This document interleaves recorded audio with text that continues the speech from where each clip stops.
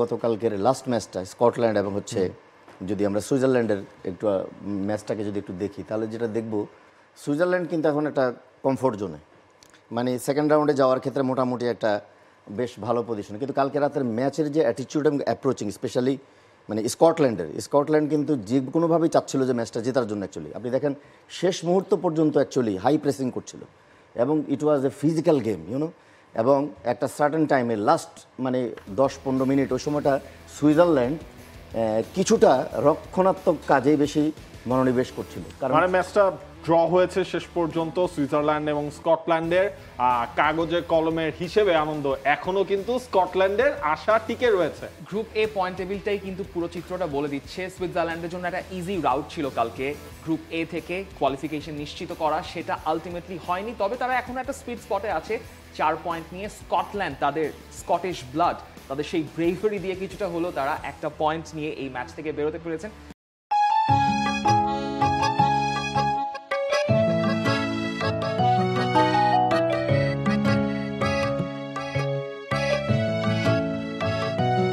Steve clerk কিন্তু ম্যাচে সেটাই বলছেন যে তাদের এই ম্যাচটা থেকে আসলে যেটা পাওয়ার ছিল তারা হয়তো সেটা অ্যাচিভ করতে পারেনি। একটা জয় তাদের কাম্য ছিল, কিন্তু একটা ড্র কিন্তু তারা ফেলে দিতে পারবে না আলটিমেটলি, কারণ শেষ ম্যাচটা হাঙ্গেরির সঙ্গে হাঙ্গেরি কিন্তু এখন পর্যন্ত একটা পয়েন্টও পায়নি, বরং হাঙ্গেরি সবচেয়ে ব্যাকফুটে থাকবে।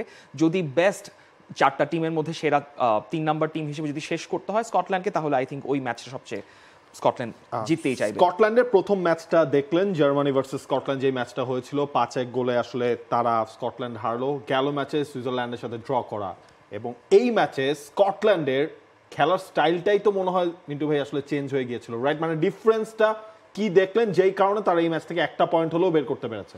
একটা জিনিস হচ্ছে যে মানে আমি যেটা বললাম প্রথম থেকে অ্যাটিটিউড এবং অ্যাপ্রোচিং, একটা জিনিস হচ্ছে যেমন পরের ম্যাচগুলি হবে স্লোভেনিয়া এবং সার্বিয়া, এটাও কিন্তু ফিজিক্যাল গেম হবে। এবং স্কটল্যান্ডের খেলা যদি আমরা আগের খেলাগুলোও আমরা যদি একটু দেখি, দ্যাট মিনস হচ্ছে যে আর্লি 80s কিংবা 90s, middle of 90s but late 90s, always physical game, hit and run. মানে টিপিক্যাল ইংলিশ ফুটবল বলতে আগে যেটাকে বোঝাতো, অত ট্যাকটিক্যাল গেম না, only the physical game, hit and run. So that type of attitude এবং approaching কালকেও তাদের ছিল।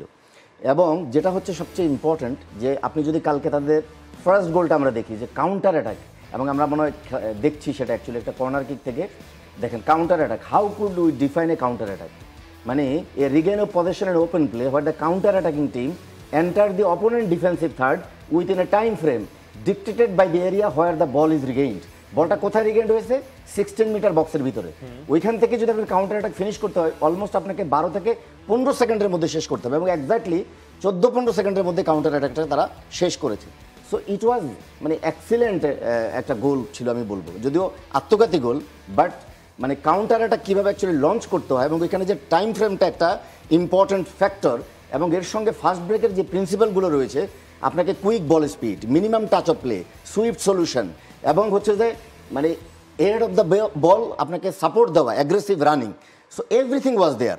এবং অ্যাট দ্য সেম টাইম আমি সুইজারল্যান্ডের গোলটার কথাও বলবো, মানে শাকিরি যে গোলটা করেছে ইট ওয়াজ এ মানে slack miss pass by the right full back, I think that's number 2 Ralston. So এবং ওইখান থেকে শাকিরির দ্বারাই এটা অ্যাকচুয়ালি সম্ভব এই ধরনের গোল করা, অ্যাকচুয়ালি মানে লেফট ফুটেড আউটস্ট্যান্ডিং গোল, সিম্পলি সাবলাইম। আলপাইন মেসি কিন্তু ঠিক এই কারণেই বলা হয় the big man guy for the tournament আসলেই আসলে শাকিরি মানে বদলে যান। যেই শাকিরিকে নিয়ে অনেক প্রমিস ছিল ক্লাব লেভেলে, তিনি হয়তো সেভাবে শাইন করতে পারেননি, কিন্তু যদি কেউ যদি ক্লাব ফুটবল নাও দেখে থাকে, যদি তারা 2 বছর বা 4 বছর পর পর বিগ টুর্নামেন্ট ফুটবল দেখেন, তাদের কাছে কিন্তু শাকিরি এখনো সেই বেস্ট প্লেয়ার, যেই শাকিরির এত প্রমিস নিয়ে কথা হয়েছে, এই ধরনের ফিনিশ।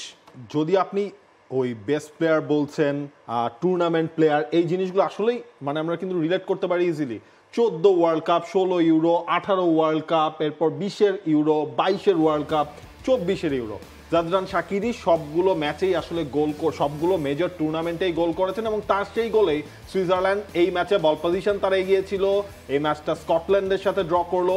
অথচ এই জাদরান শাকিরির আপনি লাস্ট সিজনটাও যদি এই সিজনটাও যদি আমরা MLS এর দেখি, তখন কিন্তু আমরা দেখলাম মাত্র 2টা ম্যাচ তিনি স্টার্ট করেছেন।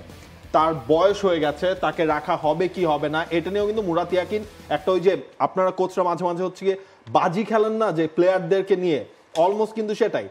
দুয়াকে ফার্স্ট ম্যাচে ইনক্লুড করা হলো, দুয়া গোল করলেন, দুয়ার জায়গায় সেকেন্ড ম্যাচে সেই দুয়াকে ড্রপ করে শাকিরিকে নামানো হলো, এবং শাকিরি সেই ম্যাচে আসলে গোল করেন। এটা কি মিন্টু ভাই যে ওই বিগ টুর্নামেন্ট প্লেয়ার যদি আমরা বলি, এক্সপেরিয়েন্স মুরাত ইয়াকিন কি সেই জিনিসটা আসলে কাজে লাগাতে চেয়েছিলেন? এক্সপেরিয়েন্স প্লেয়ার, অ্যান্ড এই ধরনের এক্সপিরিয়েন্স প্লেয়ার থাকলে they knows how to handle this type of situation. এবং আমরা সবাই জানি তার লেফট ফুট, অসাধারণ লেফট ফুট, এবং ওইখান থেকে ওই বল মানে উইদাউট রিসিভ ওর মধ্যেই সে জাস্ট খালি স্ট্রাইক করেছে, মানে আনবিলিভেবল। এটা হচ্ছে যে এই ধরনের player sometimes can make the difference ম্যাচে। হয়তো ওই রকম রানিং আপনাকে দিতে পারবে না, ওই রকম লেগস তার এখন নেই আগের মতো, কিন্তু in and around the penalty box he can cause problem for the any team, any opposition.